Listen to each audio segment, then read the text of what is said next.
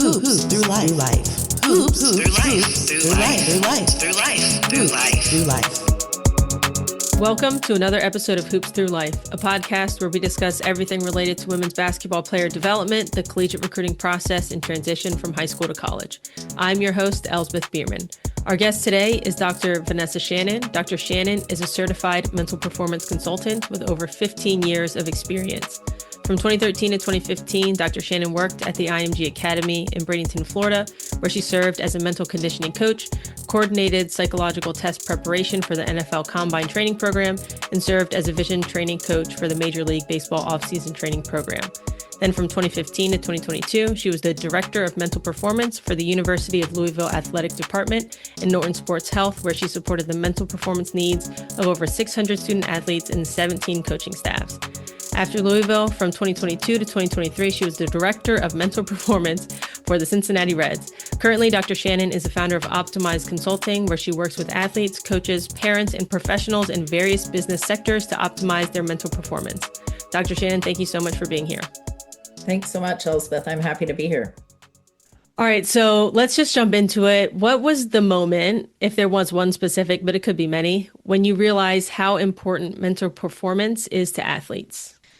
That's an interesting question because upon reflection, there was a moment.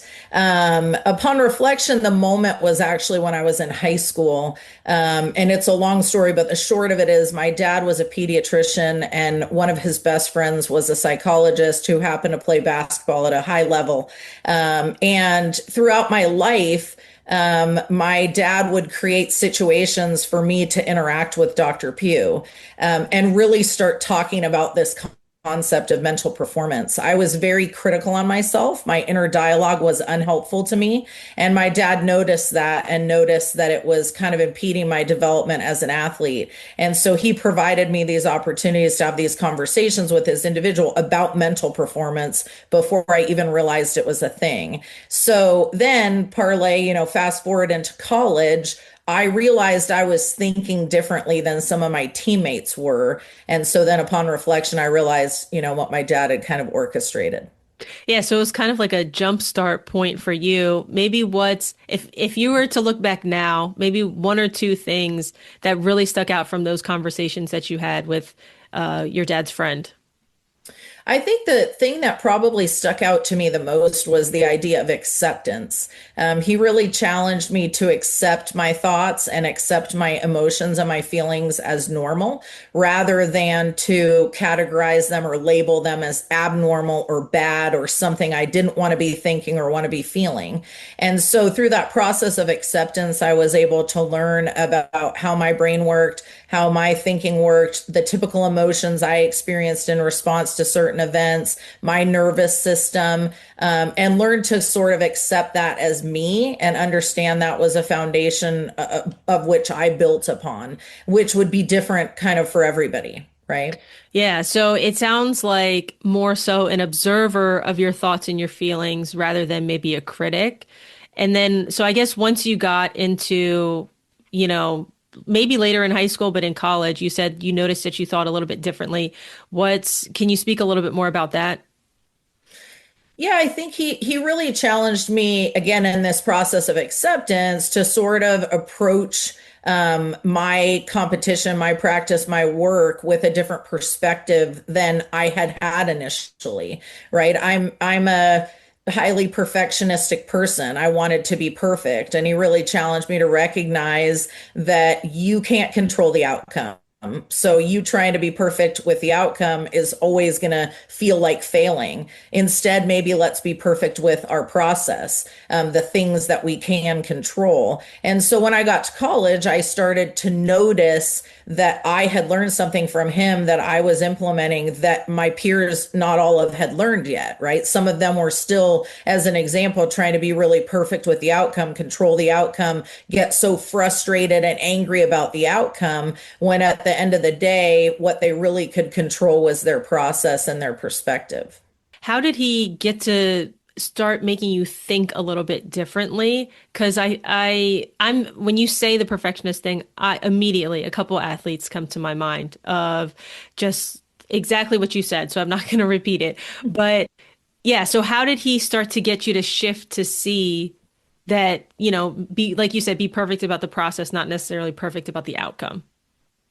I think there were kind of two things. One is helping me understand that perfectionism can be a helpful quality until a certain point, right? There's sort of this tipping point for most things in life where they can potentially become unhelpful when it comes to performance. And one of the things he used to say all the time, and I'm pretty sure if I picked up a phone and called him today, he would say the same thing was, how's that working for you? Right. So he would kind of ask me about what I was currently doing. And then he would get this big smile on his face and say, how's that working for you? And typically the answer was not well, right? Because I feel like a failure. I don't feel like I can do anything right. I find myself trying to avoid failure. So there were a lot of unhelpful things that had come from my perfectionism. And then I think the second thing he did is he played on, I was a team sport athlete my entire life. I played predominantly soccer and volleyball, played volleyball in college, and he played on my desire to be a good teammate, right? And kind of pointed out to me when your perfectionism takes hold, it really prevents you from performing at a high level. And you are not in that moment being the best teammate, right? You're getting really internally focused and you're not thinking about the people around you that you're trying to work with and work for. And that was a big one for me because I really prided myself in being an excellent teammate. And when he flipped it on its head like that for me, I realized, oh man, what I thought I was driving towards, I thought I was pushing myself this whole time, be perfect for your team, be perfect for your team. And then really ultimately realized that drive for perfection was unhelpful to my team. Yeah, I love that. So then if we shift to a little bit of the work that you do today and even some of the work through your experience, what are maybe one or two of the most common mental performance challenges that you see in athletes that you work with? I think I would start with the first challenge is probably kind of misunderstandings and misconceptions about what mental performance is and who it actually should serve. For me and for most people in our field and most coaches, most strength and conditioning coaches, whoever you're talking about in performance, and really this expands outside of athletic performance. Optimal performance requires four things, right? We kind of talk about the four legs on a chair, some type of physical capacity, some type of technical or sport specific skill, some type of tactical understanding of the game, the approach, the execution, and then mental skills. And so I think the first challenge that I see is a misconception that people have that some people need those mental skills and other people don't. A misconception that mental toughness is something you're born with, not something that you can actually develop over time. So that's kind of just a challenge period, right? In terms of the challenges that come to me, the challenges that athletes are facing specifically with respect to their performance, I would think that probably the most common challenge that I see athletes facing is their nervous system and not really understanding what their nervous system is, what it's meant to be doing, and as a consequence, misinterpreting that as nervousness and something bad and something that's not supposed to be happening. And that's from 12-year-old athletes all the way up to professional athletes, which is kind of surprising at times. I think you'd think that professional athletes would understand at a certain point that nervousness is just their nervous system doing its job, and they're going to experience doubt and they're going to experience those physical sensations that accompany it. But oftentimes, even professional athletes don't have that information or understanding yet. So if I'm understanding what you're saying correctly, it's the idea that no matter what, if you are an athlete and you alluded to also just any person, right? You're going to still have those feelings of doubt, nervousness, pregame jitters, quote unquote, pregame jitters, all of that. And what you're saying is that's going to happen. Mental performance isn't about eliminating those. It's maybe about how you relate to it and how you handle it. Is that correct? That is exactly correct. Yeah, I had an athlete that I met with today.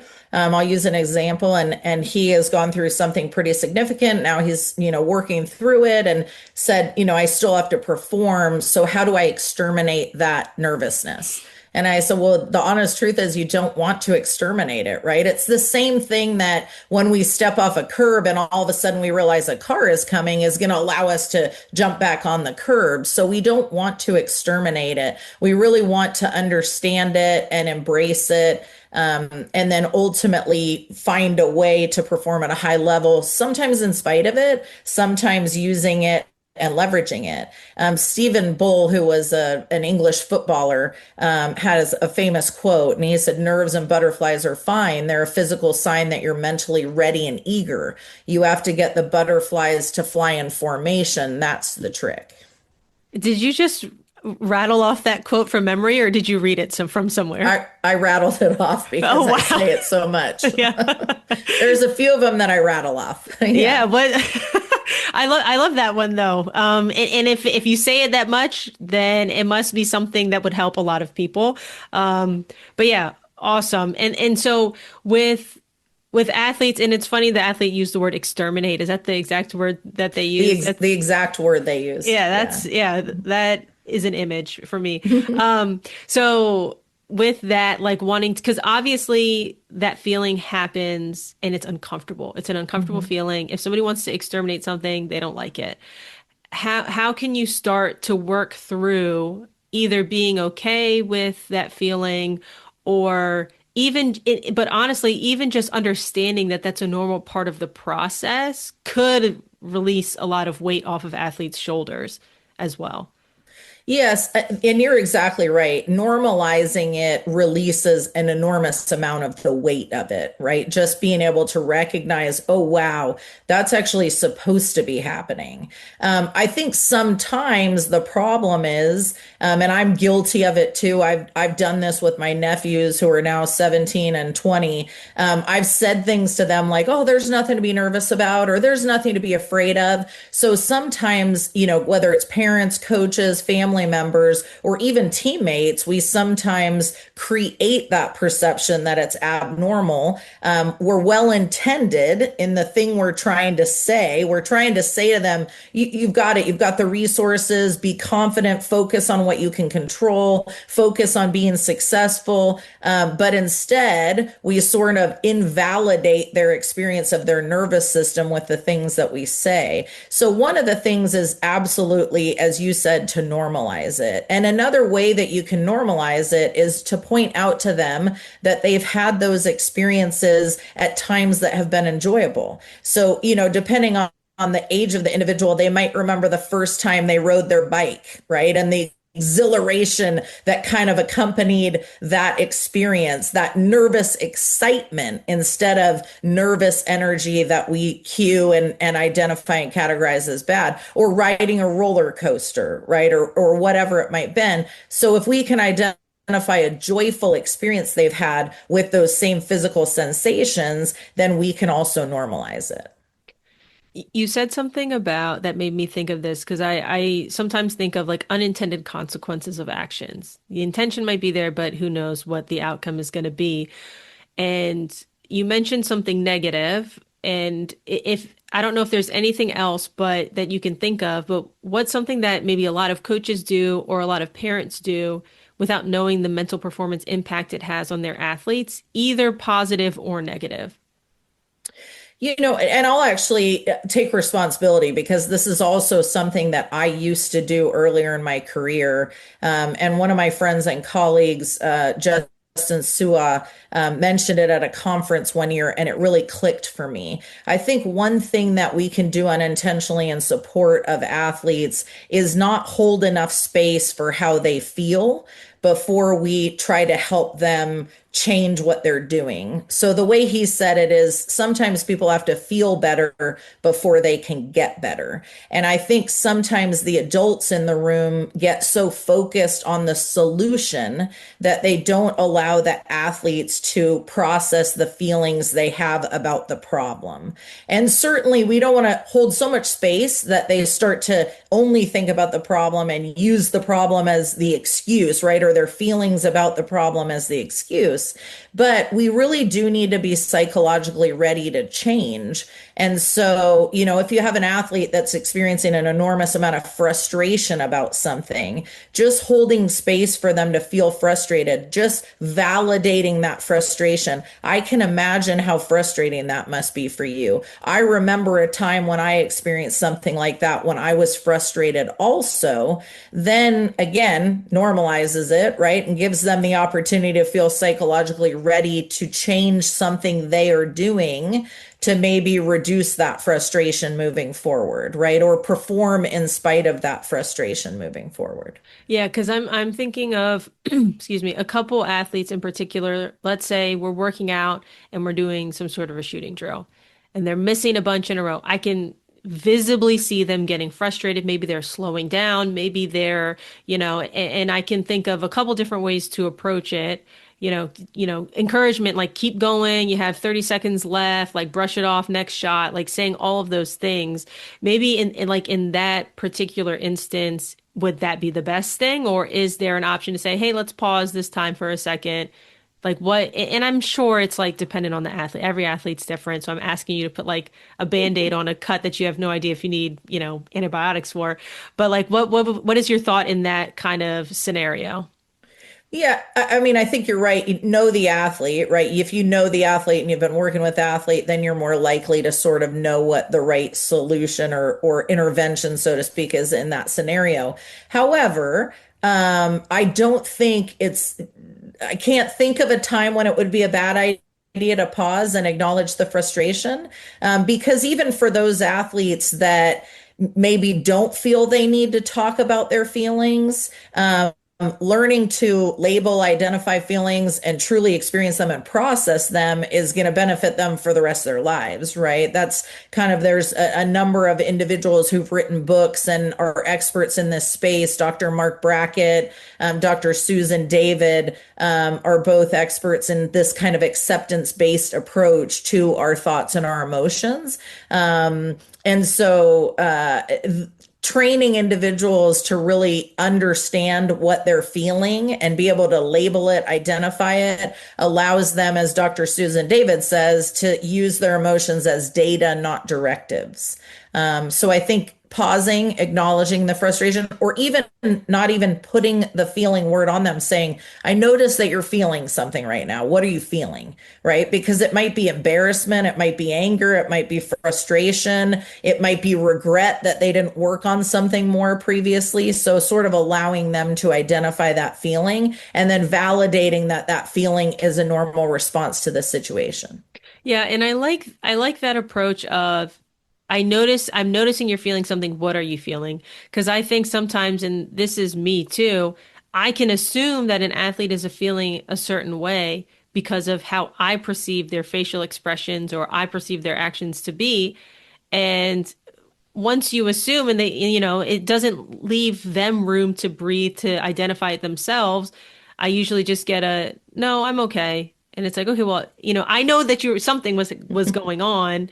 And so it's just like, yeah, I love that of questioning before assuming. Yeah, it's huge for, and you make a really good point, self-awareness, right? Because mental performance in action is really self-awareness and self-regulation. How well do I know what I'm thinking, feeling, how my nervous system experiences the competitive environment, how I receive feedback, how I receive comments from my teammates, and then how do I regulate that? How do I govern that, control that, and use it again for good in my performance instead of as something that might diminish my performance. So you hit the nail on the head with opening up the question in that way allows them to grow their self-awareness of their feelings. And you've worked with athletes at all different ages and stages. Do you find, but this could be true, I guess, as they get older too, but do you find a lot of athletes don't have the language to express what they're actually feeling. And what I mean by that is not just like good, bad, but just really detailed in like an actual emotion. Like you said, embarrassment, frustration. You can feel frustrated because you're embarrassed, but maybe you don't identify that. So what would you kind of say to that? Absolutely. My favorite question to ask athletes or any client that I sit down with is, "How are you doing?" Right? And I love to ask that question because you know the response I'm going to get. I'm going to get the canned good response, right? Yeah. And occasionally I might get a great response. But to your point, challenging people to really express and understand what does that mean, and I'll say, what does good mean, and sit there in kind of awkward silence with the individual until they can really kind of identify, okay, if I say good, what do I actually mean? How am I actually feeling? Am I feeling, relaxed? Am I feeling calm? Am I feeling excited? All of those things we could perceive as good, right? If they say not great, not great could be anxious, it could be worried, it could be afraid, it could be, 20 different emotions. So pursuing the actual specific emotion is really important. And they actually have feeling wheels that have, I don't know, 50, 60 emotions or something on it, that people will use to increase self-awareness of what is the actual feeling. I had a coach once walk into my office and say, "Do you know where I can get one of those t-shirts that has all the emojis on it?" And I was like, "What?" And she said, "I don't think my team knows how I'm feeling. I can tell them how I'm feeling, but there was a gap in age and generation." And she said, "I think it'd be easier if I just pointed to like the laughing face or the crying face, for them to really truly understand my emotion." That's funny. It makes me think of like getting a like the emotions wheel with like an actual like Wheel of Fortune wheel, and then people just have it on your desk and people can spin it Spin and it. like identify whatever emotion they want to identify. Yeah. All right, let's shift to maybe a little bit coaches and parents. What are a couple, one to two, common mental performance challenges you see in either coaches or parents, or you could say both today? Um, it- I'll start with coaches. One mental performance challenge, I think, and there was a book that was written, I know, by Gary Chapman, and I unfortunately can't remember the psychologist that he co-wrote the or co-authored the book with, called "The Five Languages of Appreciation in the Workplace." And I think one challenge that we're facing right now, if you particularly look at collegiate coaching or high school coaching, is the age of the athlete isn't changing, but the age of the coach is changing. And then the gap in their experiences of life and how they grew up is becoming more and more different, right? And we're hearing a lot of coaches speak out about that. And the reason I bring up that book, The Five Ways of Appreciation, it's actually written about the workplace. But I think a common challenge for coaches is that the way they demonstrate how they care and appreciate their athletes is oftentimes not how their athletes prefer to be appreciated or cared about. And that's has nothing really to do with parenting. That has more to do with kind of the structure of youth and junior sport. So we're getting, and the integration of social media, to be honest, we're getting a lot of athletes who prefer that care or appreciation be demonstrated in words of affirmation or giving of gifts, because that's what, Baseball Report posts me after I play in a tournament and how well I did on social media. There's my words of affirmation.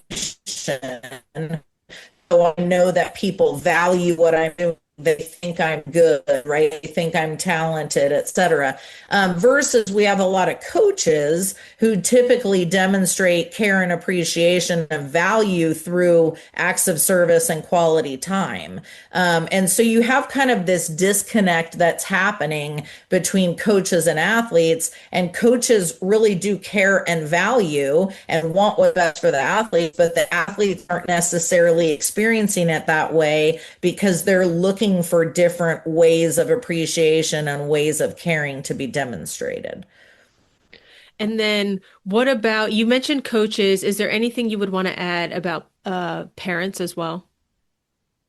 Yeah, I think that the challenge that I see for parents, and I always want to say this, I'm not a parent. It's one of my regrets in life, but I met my person just too late. I just got married for the first time last year. But I work with a lot of parents and I've watched and observed a lot of parenting throughout my career, as you can imagine. And I think one of the challenges I think for parents right now in terms of mental performance is how best to support their student athletes in the experiences they're having. Because even if those parents were athletes, again, there's this kind of difference in the athletic environment that's changed over time. And so they may have had a vastly different experience than their child, and their child is experiencing vastly different challenges than they face. So how do they go about navigating, supporting them through those challenges? And I think one of the biggest things I'm seeing from parents is the desire to communicate to their children that they love them and they want what's best for them. And there's no pressure to play a sport or be successful in a sport, but you listen to the child and the child perceives pressure and an expectation to participate in the sport, right? And I can watch a conversation literally unfold between a parent and a child where the parent is literally saying to the child, you do not have to do this anymore if you don't want to. And the child is saying, but I feel like you want me to. And so I'll point to Tim Elmore, who's been an author that's talked a little bit about generational differences and parents and children and support academically and athletically. And in a book that he published in the last number of years, he said in all the conversations he's had in these spaces, he's never found anything that a child says their parent can say to them that will eliminate their worry that they're disappointing them. And so I think I would want parents to know that, right? Like, just keep doing your best. Just keep doing your best. And even maybe acknowledging that to the child. I know there's nothing I can say to you that will convince you of this, but I'm going to continue to say it, right? Yeah, that I've had that conversation with parents as well, where they say, I don't know what to do. I know they feel pressure. So it's nice to hear from you that that is something that has been studied and it is shown that there's really nothing that you can do. And I guess I would think too is because we haven't all been parents, but we've all been kids, right? So we've all had somebody, hopefully, if we're lucky enough, that we can look up to, whether or not they're a parent or not to us. We're just close with them. And I guess you can think about yourself, like, is there anything that person could have said to make you think that you're not disappointing them, or if you don't do this, then they're going to be disappointed or whatever. So I guess that's an interesting way to think about it too, that I haven't really thought about until you kind of just said that right now. And there was a study, like a kind of survey study that was done, and I'm sure you've heard of it, and people listening may have heard of it, that basically looked at college athletes and kind of thematized what would you want to hear from your parents after a game, right? And it was these thematized in these 5 words: I love to watch you play. And so I think that's something that serves as a good reminder. That seems to be what they want to know at the end of the day, is that nothing about this is going to change the safety and belongingness that I feel in this unit, to your point of whether it's a parent or whether it's some other adult that supports them throughout their journey. Yeah, I made a cognizant effort maybe a couple months ago that because I do like player development with girls basketball players in my area, and I made a decision that if I go to see anybody play, because I feel like a lot of athletes think, oh, somebody's coming to watch me play, they're going to give me feedback right after the game. And I made a cognizant decision. I am never going to give feedback after a game. I'm only going to say something along those lines, like, man, it was really great to watch you play. And if they want feedback, they can ask for it and I'll give it to them. Or we can just wait till the next time we're on the court and then I'll mention something about the game. But yeah, because I thought that was so powerful to understand of, I don't want any athlete I ever work with to think that their performance equals how I feel about them as a human being. Yeah, and I think that's great. Again, awareness by you, right? To kind of recognize the impact you can have and space in that moment for that individual to have their experience of the competition or the game or whatever it was. And it, love to watch you play or really enjoyed watching you play keeps the focus on the effort, right? On the playing, not on the winning, not on the struggling, not on, anything else, but just on the effort. So I see a lot of information out there on social media, different social media platforms about like mental health, mental performance, sports psychology, and any other kind of mental health words that you can put in there. And are those more interchangeable terms? What's something parents and athletes should know when digesting that type of content or information on social media, whether it be like YouTube, TikTok, whatever it is? Yeah, that's a great question because there is a lot of information out there, and oftentimes those terms are used interchangeably. And so I think one thing that I would want parents and athletes who are listening to know is they're not the same, right? Like they're not necessarily the same terms. When people are talking about mental health and mental performance, they're typically talking about two different things. Now, it's also important to realize that the reason the word sports psychology, or now we often use the term performance psychology, came about is to recognize that though when we're talking about mental health and mental performance, we're typically talking about two different things, those things do interact with one another and interplay with one another. Our psychiatrist at the University of Louisville, Dr. Chris Peters, and he still works with the University of Louisville, used to say it's kind of like thinking about living well and performing well, right? But when you're an athlete, how you live is going to affect how you perform, and how you perform is going to affect how you live. So my suggestion for parents and athletes is to look at some of the resources and some of kind of the educational pieces that have come out that help people really clarify and understand the difference. So the NBA Mind Health Professionals Group came out with a great PDF. It's available on their website. If you scroll all the way to the bottom, you go to NBA Mind Health, scroll all the way to the bottom, you'll find a PDF that actually is sort of a Venn diagram and describes the differences between what people like me, mental performance consultants, do, what mental health professionals do, and what psychiatrists do in support of athletes. And certainly some people have several of those credentials, but I think it helps people better clarify when somebody says mental health, what they mean, when somebody says mental performance, what they mean. Yeah, I love that distinction. And if I can find that graphic, I'll probably put it into the show notes too, just to make it a little bit more accessible for the people who listen. What's something that you believe about mental performance that others in your industry might disagree with? So, the audience may not know that you give us these questions ahead of time, but there I outed it that I had time to prepare this response, which I was glad about. Question. And the honest truth is, I couldn't think of something like really polarizing in our field. But I think one thing that I talk about differently than other people in our industry, and they may kind of take me to task on, is when I talk about self-talk, I try my best not to use the words positive and negative. I try my best to instead use words like productive, effective, helpful, or unproductive, ineffective, unhelpful. So I really work hard to kind of toe the line on that because for me, sometimes things that we say that we could categorize as positive, sometimes when we say those things to ourselves, they can be unhelpful, right? If I don't have a great performance, if I only have positive self-talk after that, I'm potentially missing a growth opportunity there. And sometimes in reverse, then the critical things that we say to ourselves that we would label as negative can actually be helpful. So I think there's some people in the field that still use those labels as positive and negative. And I don't think it's bad. It's just a different way of approaching it. And I know that they're educating people on what they mean by positive and what they mean by negative. But I think I try really hard to stay away from those labeling words or judgment words when I talk about self-talk. Yeah, and I love that. And I think it goes back to the very first question.